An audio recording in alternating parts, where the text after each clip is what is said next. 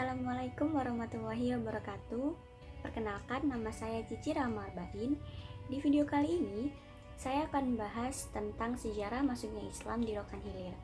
Sebelum saya menceritakan sejarahnya, saya akan membacakan terlebih dahulu profil singkat dari Rokan Hilir, di mana Rokan Hilir sendiri adalah salah satu kabupaten yang ada di Provinsi Riau, di mana Rokan Hilir terbentuk dari 3 kenegrian, yaitu Negeri Kubu, Bangko, dan Tanah Putih, di mana negeri-negeri tersebut dipimpin oleh seorang kepala negeri yang bertanggung jawab kepada Sultan Kerajaan Siak, di mana pada zaman dahulu distrik pertama kali didirikan Belanda di Tanah Putih pada saat menjajah Tanah Putih pada tahun 1880. Setelah Bagan Siapi-Api yang dibuka oleh para pemukim-pemukim Cina berkembang pesat, maka Belanda memindahkan pemerintahannya di kota Bagan Siapi-Api.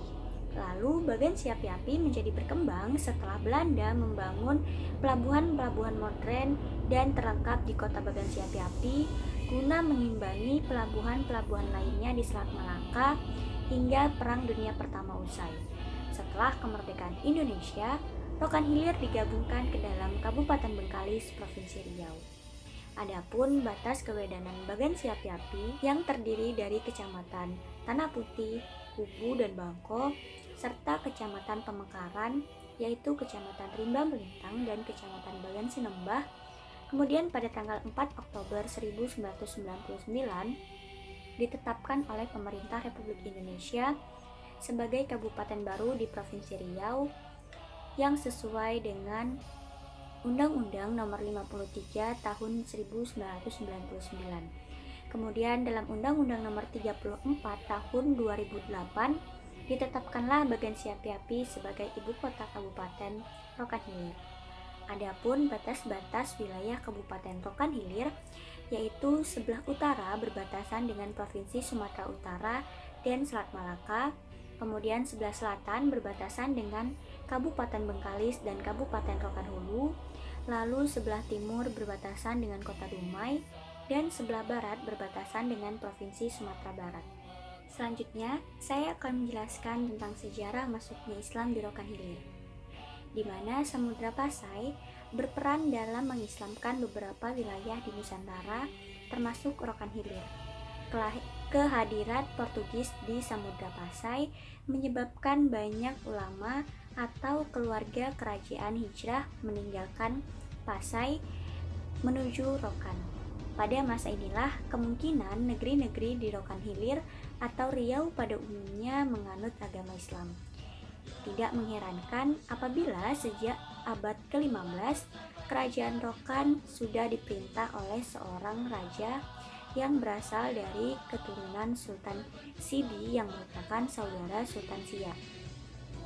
Rokan kemudian menjadi negeri bawahan Malaka yang mulai naik daun sejak Majapahit runtuh pada akhir abad ke-15, di mana Sultan Muhammad Syah Raja Malaka mengawini putri Raja Rokan yang dijadikan raja perempuan atau permasyuri Malaka.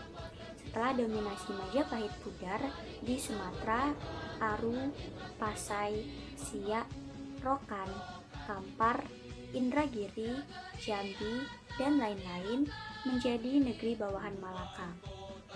Kemudian, setelah Malaka jatuh ke tangan Portugis, praktis negeri di sepanjang Sungai Rokan dan Kampar berusaha dikuasai juga oleh Portugis. Pada abad ke-16, Portugis menyerang negeri Kampar dan Rokan. Bukti-bukti fisik berupa meriam dan bekas benteng Portugis masih banyak dijumpai di Batu Hampar, Rokan, dan Kecamatan Langgam, Kampar. Di Batu Hampar ada sebuah situs yang dikenal dengan Parit Pringgi.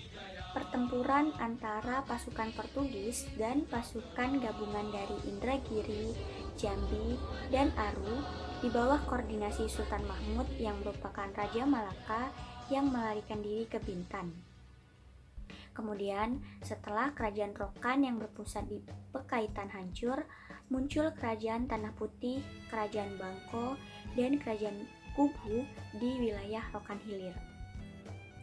Kemudian, kerajaan ini di bawah kontrol VOC atau Belanda pada abad ke-17 yang terlebih dahulu mengusir Portugis dari Malaka pada tahun 1641, di mana VOC membangun loji-loji di bandar-bandar penting di muara Sungai Rokan, Kampar, dan Siak, baik melalui perjanjian maupun kekerasan senjata.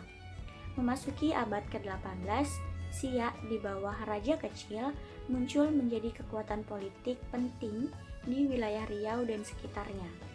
Kerajaan Tanah Putih, Bangko, dan Kubu sejak abad ke-18 tunduk di bawah kekuasaan Kerajaan Siak Sri Indrapura. Untuk memperkuat pengaruh Siak, Sultan Said Ali mempersunting seorang putri Kerajaan Tanah Putih. Pada masa Sultan Siak ke-11 yaitu Sultan Syarif Hasim, Kerajaan Tanah Putih dijadikan provinsi dan diperintah oleh seorang kepala negeri yang bergelar Datuk Setia Maharaja, dan daerahnya disebut negeri.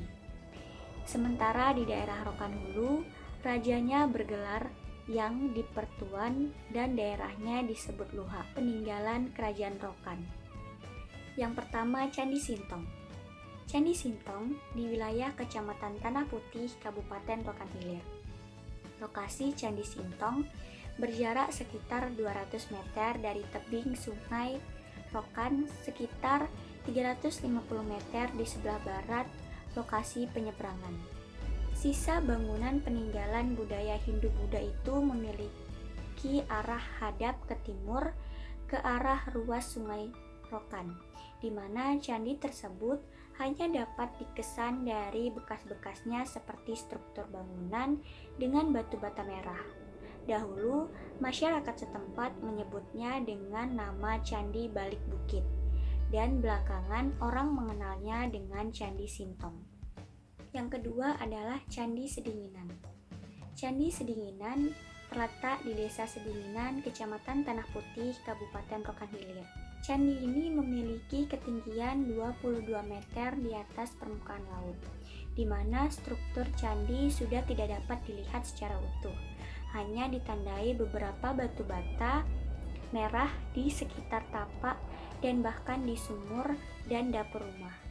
Kemudian pada bulan Desember 1992, situs ini pernah diteliti melalui ekskavasi oleh tim arkeologi dari Pusat Penelitian Arkeologi Nasional Jakarta yang berhasil menjumpai struktur bangunan candi berbahan batu bata ini.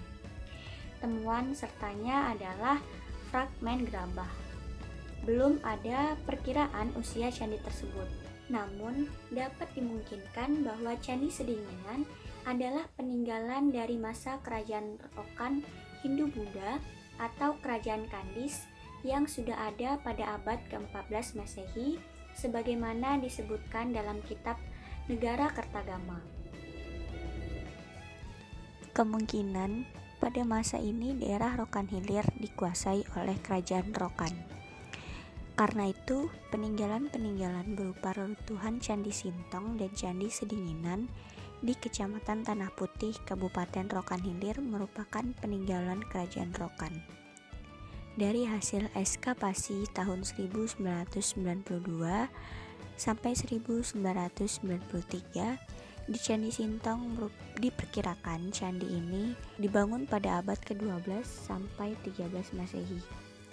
Periode ini merupakan masa kemunculan Kerajaan Rokan, Gasip, dan Kandis seiring dengan mundurnya kekuasaan Suwarnabumi akibat berperang dengan Singosari.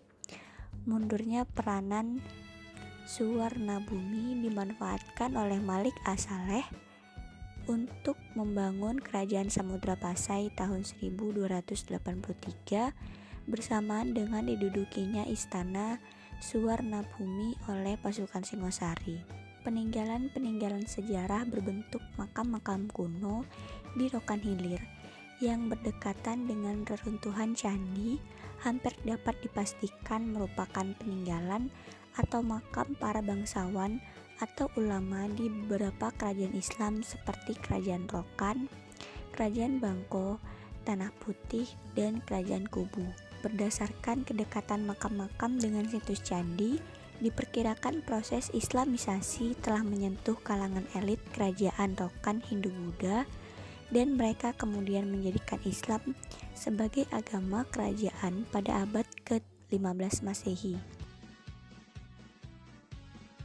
Sekian penjelasan dari saya tentang sejarah masuknya Islam di Rokan Hilir, dan sampai jumpa di video saya selanjutnya.